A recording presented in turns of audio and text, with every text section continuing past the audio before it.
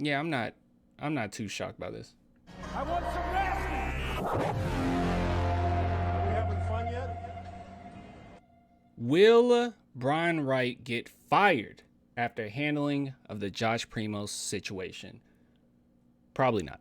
Yeah, probably not. All right, now before we get into this article really quick, if you guys want to support the channel, clanthemerchfan.com, link in the description, okay? So if you guys want to support, please do. If this is just too much, I tried my best to make sure that the prices were as reasonable as humanly possible. But if this is too much, you're like, Clan, I don't want to, just get a sticker, man. Just get yourself a sticker. I appreciate the love nonetheless. And just check out the shop at the very least. All right, so let's go ahead and talk about this.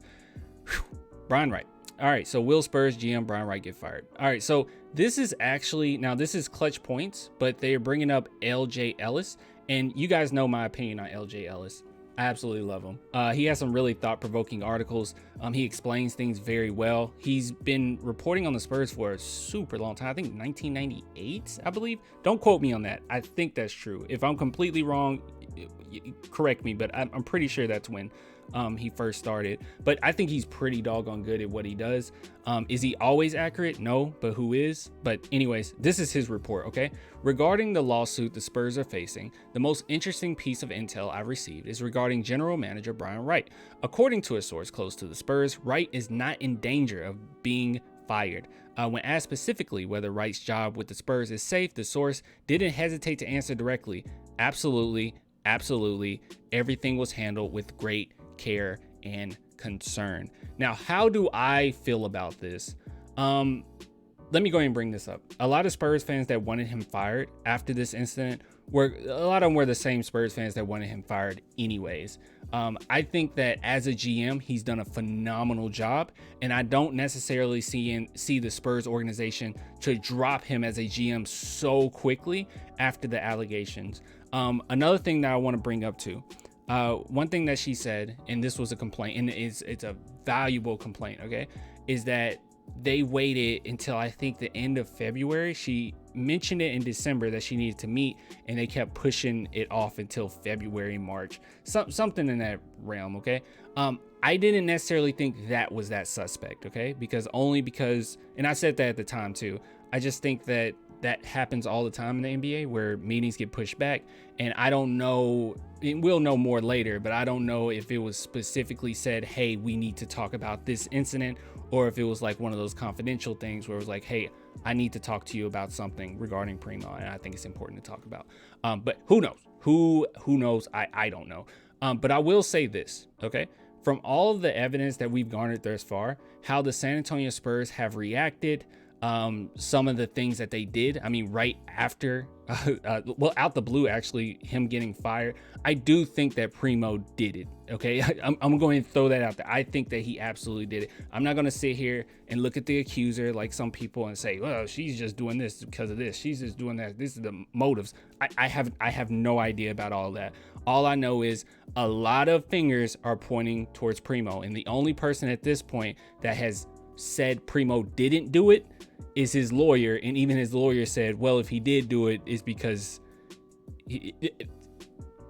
I'm not quoting him directly, okay, this is a paraphrase, but his thing was too big, so it just showed outside of his shorts, which is insane.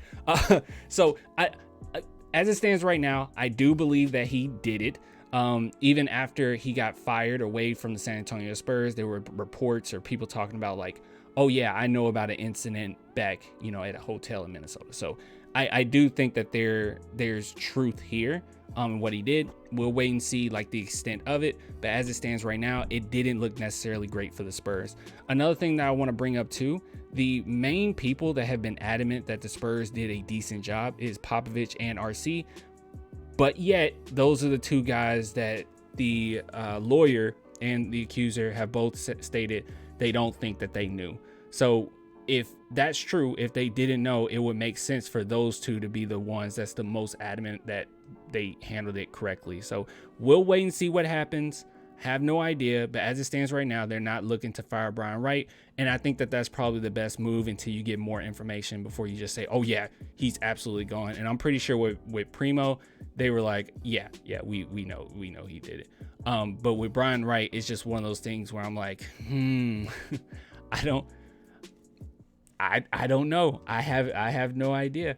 But I don't know. That might be some of my bias too, because I do think that he's a good GM. But I'll say this right now: as good of a GM as I think he is, if it comes out that no, he handled this terribly, 100% on him, I think the moral of the situation is way more important than anything else. The implications that this could continue, or he will be able to allow another player to get away with something like this, is just a bad precedent that you don't want to set for the Spurs franchise, if that is true. So as it stands right now, though, Spurs are backing them up. It only makes sense, especially when the lawyers are doing their thing right now. So we'll wait and see what happens. But just wanted to relay that information to you guys. Doesn't look like Brian Wright will be losing his job anytime soon.